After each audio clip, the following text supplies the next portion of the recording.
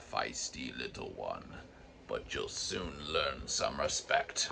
You will find a new definition of pain and suffering as you are slowly printed over 10,000 years. Morning roundup, the coffee cup, and pipe can. This guy's going out today. We've got big T-Rex skull. We got coffee lid and Sharky. Zu heute, ich bin fertig. All right, let's get this guy painted. We get it almost every night. All right, we about to get that dunk we were deprived of yesterday. We were depraved of it. All this machinery making modern Duncan. Bam. Oh yeah. I've kind of been thinking about it for a while. I think I'm going to coin a term. The term is bumper sticker thinking. You know, maybe you could pare it down to a lot of things. Part of it's just naturally how people are, but also social media is a big part of it. There are certain people, a big swath of the population, honestly, that tries to reason or argue through basically reciting bumper stickers. I mean, I'm not like the first person to describe this or anything, but yeah, I mean, obviously a lot of this is kind of like political. I'm not going to recite a bunch of the things, but if you just think about it for a second, it's always a format, like, it'll always be a phrase that follows the rhythm like dun dun dun dun dun dun dun dun dun. It has to be that simple, because the idea is we are going to say phrases that people can easily recite or maybe just even copy and paste. I seriously wonder if some of these like keyboard warriors online have like something in their notes where it's just like this bumper sticker phrase, this bumper sticker phrase. They just copy and paste. With political or cultural movements, in some ways it almost feels like there's always two choices. We're going to appeal to something that approximates people's higher faculties, and then the other option is we're going to appeal to people's lower faculties. Higher faculties would be like, we're going to lay out a case, we're going to talk about some cause and effect things, we're going to say this causes this, therefore we should fix this, you know, stuff like that. We're not talking about rocket science, we're talking about just like the kind of reasoning an average person can do. You can appeal to that, or you can appeal to like really basic things. Really basic things are, hey, your friends think this, you should think this too. Or just say the line. Just say the phrase. Doesn't it feel good to say the phrase? That's where bumper sticker thinking comes in. And you see this in debates. It's really the debates online that I think about, whether they're videos or text or whatever. Inevitably, there's going to be somebody who just says like the line. Then they say another the line. Then they say another the line, and they think they're debating. The point isn't actually to make sense. The point is to have enough things to say that the people that are trying to reason their way through an issue can't do it. It's like a stalling tactic. It's a cognitive stalling tactic. You give your worker bees, your frontline soldiers, 5 phrases to say, and like, you're just hoping that nobody goes any deeper than that. It's like you're building barricades in the road like some kind of 1800s revolutionary. You don't actually have the ability to protect yourself. You're just trying to think like, man, if we just make this annoying enough, they'll leave us alone. Bumper sticker thinking is the tactic of, maybe if we just demoralize our opponents enough, we can get by with this. Yeah, I don't know. I don't know what to say about it. It's just an observation. It's annoying. I think it's most annoying because it kind of works sometimes. In fact, it works a lot of the time. You have to think, like, one of the reasons that the education system is so bad is because it's advantageous to create somewhat dumber people, because then you have more people to say the line. You have more people to do bumper sticker thinking, and it kind of works. It's like the military tactic of like, we're going to invest highly in each soldier and each tank. We're going to make really good tanks, and we're going to make really good planes. Then there's the tactic of, we're just going to make a whole bunch of things and just throw it out there. We're just going to throw bodies on the field. You know, it's kind of Vietnam versus US, you know, in the Vietnam War, We had very sophisticated equipment that cost a lot of money. They just had a whole bunch of people that they could just hand a gun to. And I mean, you know, it has its merits because that worked, basically. It was horrible, but it worked. To me, that's what bumper sticker thinking is. It's the classic dichotomy of like high investment versus low investment. Anyway, glad we had this talk. All right, let's get some of these little doggies out the door. Guitar Octo in gorgeous metallic red. Let's get some pictures with the first orange D20 ever. All right, let's do this thing. Getting the band back together.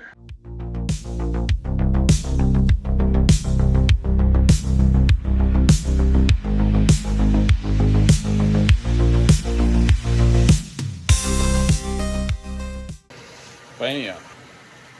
And we've got our Sharky. And T-Rex skull. You know what? I think we're gonna get some pics. I'm kind of running out of pics. They always get lost. Give me another excuse to go to the music store.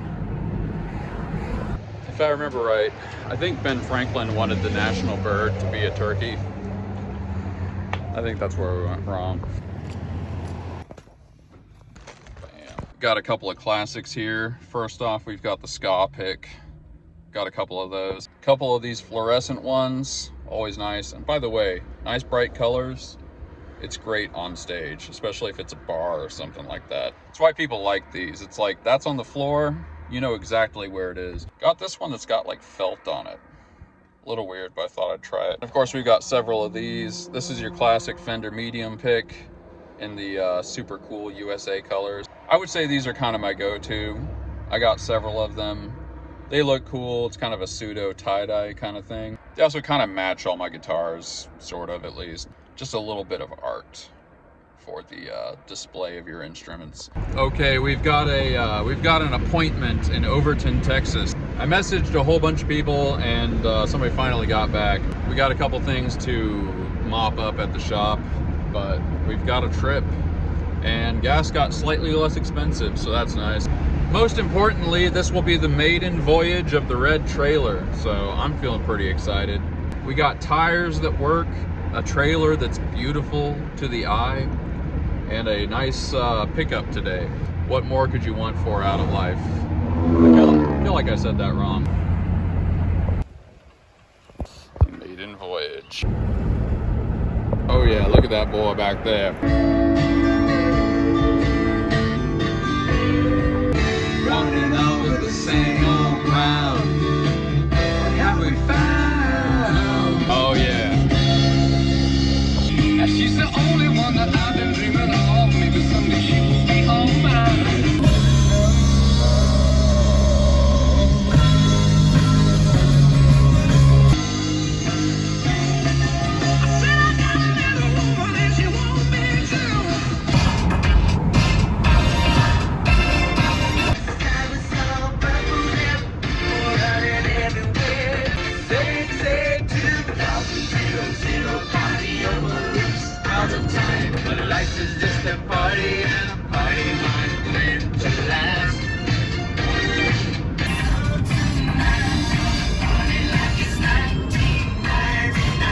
You have to get nostalgic about a time when the year 1999 was so far in advance, you almost couldn't imagine it. It's like, wow, what's life gonna be like in the year 2000? Little did people know, it's basically gonna be Backstreet Boys and Limp Bizkit and Jinkos. Oh yeah!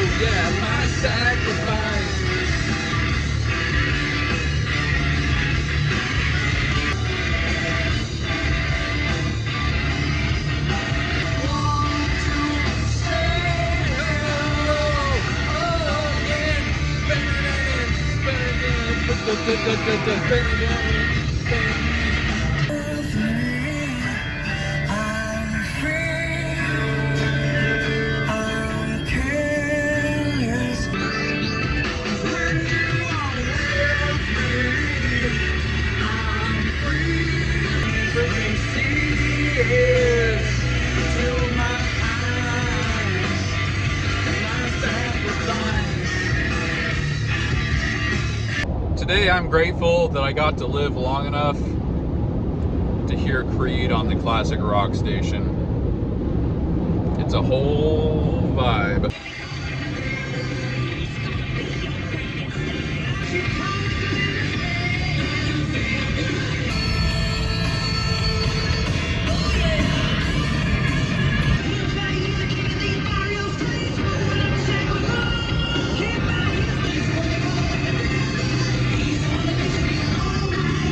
The guy at the music store asked me if I actually liked Def Leppard. We had a little conversation about hair metal. It was nice. You know, I think when I was a teenager and stuff, high school and all that, I think I would have said I basically hated hair metal. The thing is, you know, we're talking early 2000s. All the time since then, it's like music just kind of got worse and worse and worse. And now I think I'm at a point where I actually kind of really appreciate hair metal. At least like the big bands, kind of some of the better ones. Like Def Leppard, Motley Crue, maybe a couple others we could kind of chuck in there. It's like, I grew up listening to a lot of arena rock and got into prog really hard, of course. I started playing guitar when I was 15 and recorded my first album when I was 16, I think. And like, you know, if you're judging hair metal by the standards of progressive rock, it's definitely gonna fail. But what you have to understand is, it's amazing that there was anything that was really, really mainstream ever, that one of the things that was cool about it was musicianship. Like, you know, I'm not saying like the bassist or the drummer or even really the singer or something in a lot of those hair metal bands was super good, although they were competent. They were more competent than I thought they were, basically. But you could not have a hair metal band without a wicked guitarist. And like, there's something about that, and that was a mainstream thing that people liked about it. It wasn't just like, oh, the geeks, the guitar geeks, they liked the solos. It wasn't like that. It was like your average, just random person. When Mick Mars played a nice solo, they loved it. When people like Eddie Van Halen and all the people that tried to imitate him heard him do a really great solo, the whole audience loved it. It wasn't like the geeky people. It was like everybody loved musicianship, at least from a guitarist. And like, the older I get, the more I realize that was kind of cool. You know, that was a nice moment. And it's a moment that pretty much never came back at all. So yeah, when I hear hair metal, whatever else about it, you know, it's very excessive. Some of it's really formulaic and things, but like, it's cool that musicianship was at least one of the main ingredients. That's my thought about that.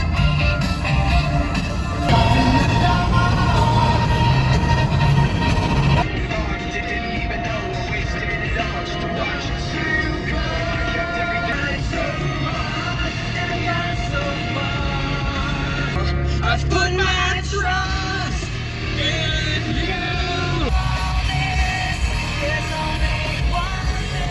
I guess this is Overton, Texas here. Oh man, Overton must be near New London. Oh, we missed out on the museum again. There's so many little towns in Texas. All right, pretty good little neighborhood here, not bad. These people had a horse. I think that kid just fell off his bike. That sucks. Well, the Eagle has landed. Old Dress Company, or I mean Press. Man, look at that gorgeous old movie theater. We used to be a real country. If I lived in Overton, it'd be really hard not to start like a window company, call it Overton Window.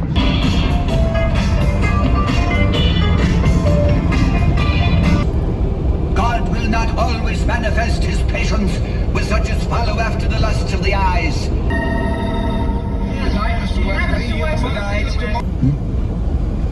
John Wesley! Who's that?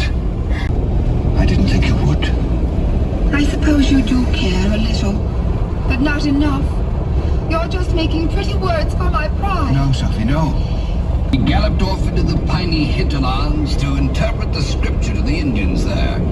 And he did much thinking about the love and peace and joy in the Holy Spirit. 25 years, I'm a lot feel still, trying to get up that great big hill of home. Destination, for whatever that means. Times when I'm lying in bed just to get it all out what's in my head.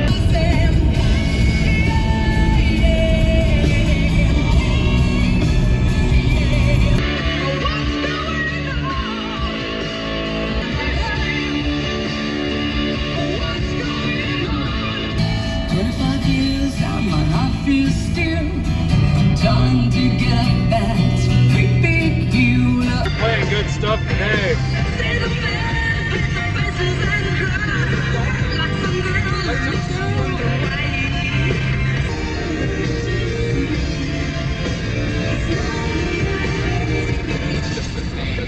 And you see.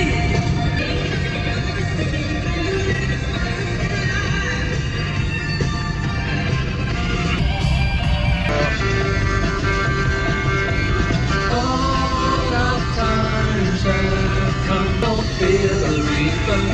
Nor do the wind, the sun, or the rain. We'll be able to fly. Baby, I'm your man.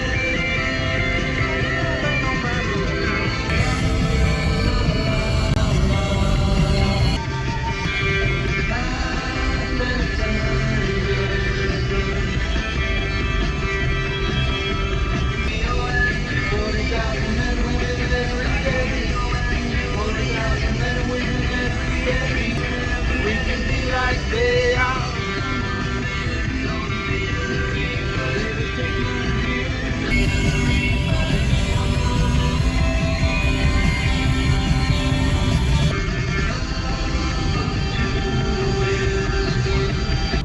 Like very, very cliche, but one of the best riffs ever. Like, that's just way up there. That's up there with like the best riffs of the 70s, honestly.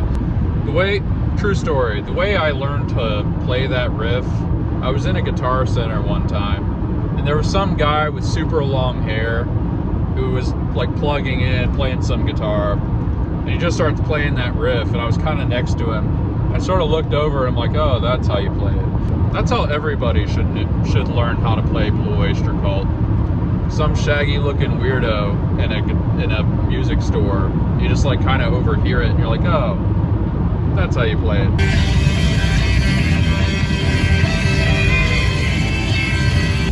Call me my Sharona, cause we're about to get the knack. Once more we play our dangerous game. And now to demonstrate why we put the hooks up on the curtain. Sonny did good today.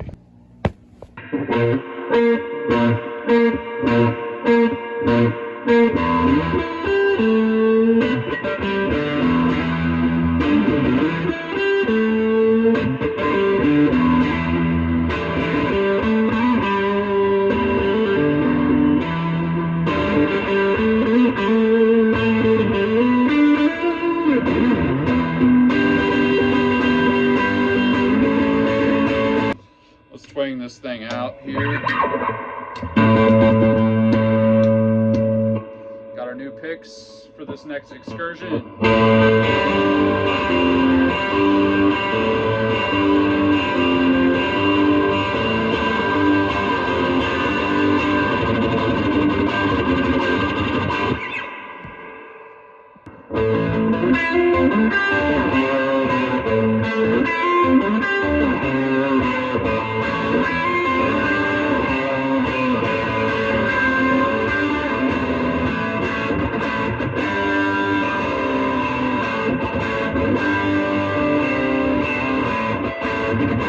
'Chihuahua of the day, Lucci, my favorite internet Chihuahua.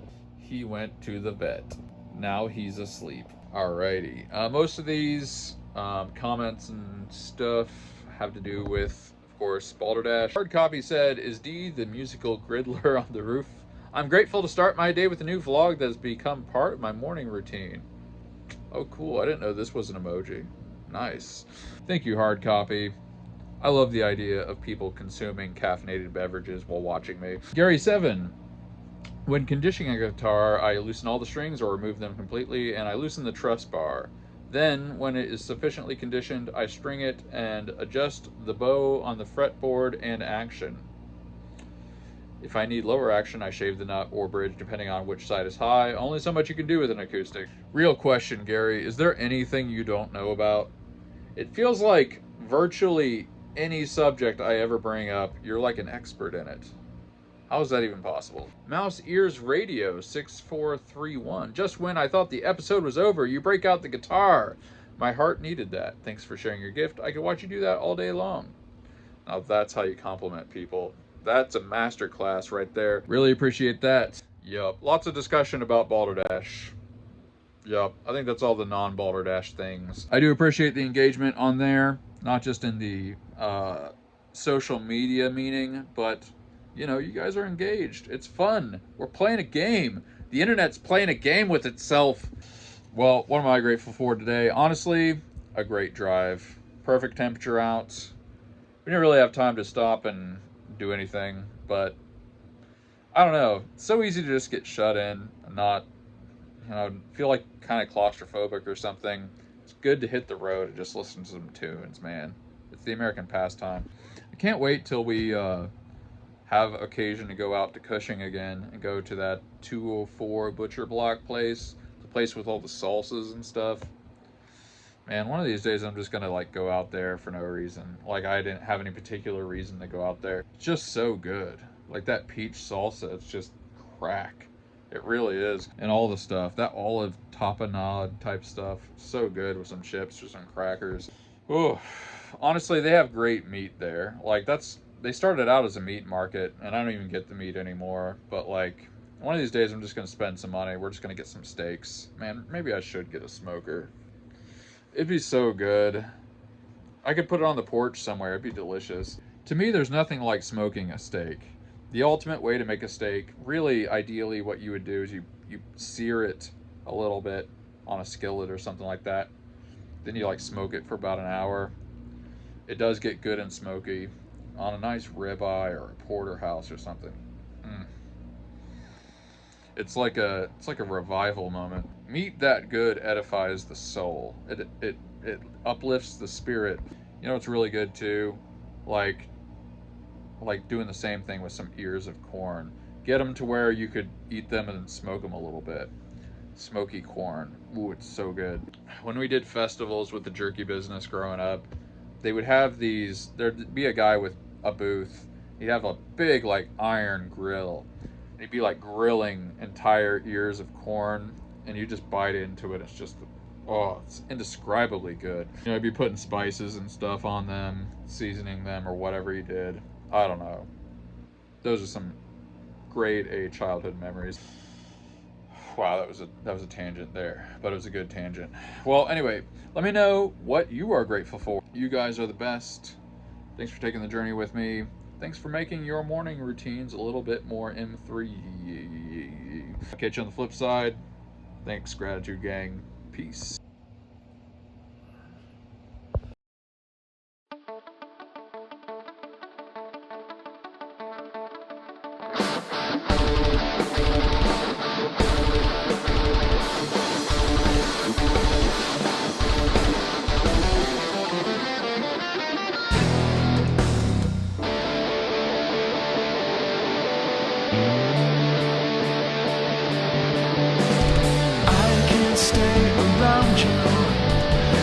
Say what I need. This blinding arm of lessons I'm singing to you. Standing in a moment, what has been is cast aside, frozen there as time rode. I know that you must have died.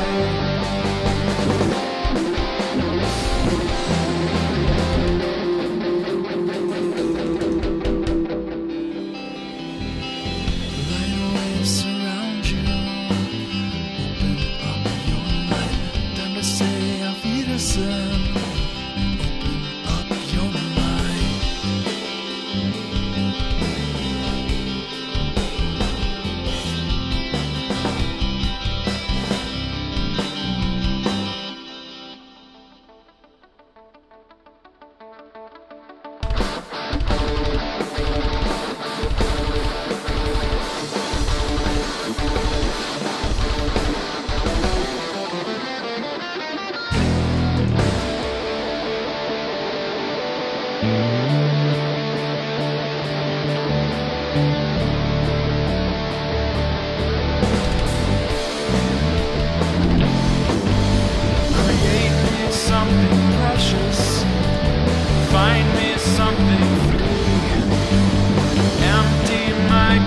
emotions, everything that emotions, and we're all going to die. So leave me something precious, another sunlight.